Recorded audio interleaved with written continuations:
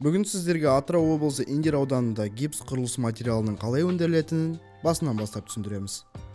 Алдымен Индер ауданындағы номері 102 карьерде маусымға қажетті 50 000 тонна гипс зауыт аумағына жеткізіліп жиналады. Кейін сол жерден күніне 120 тонна гипс алынып, жинақтау бункеріне түсіріледі. Жиналған шикізат элеватор арқылы ұнтақтау бөліміне өтеді. Бұл процесс арнайы станокта жүзеге асып, одан кейін гипс сүзгі станок арқылы електен өтеді. Сүзгіден өткен ұсақ гипс 180 градусқа дейінгі шахталы пеште өңделеді. Пештен шыққан ыстық гипс арнайы силоста салқындатылып сақтауға қойылады. Дайын құрылыс гипсі ылғал өткізбейтін қағаздың үстіне төселіп, беті тағы бір қабат қағазбен жабылады. Кейін арнайы өлшеммен келісіліп, кептіру кезеңіне жіберіледі.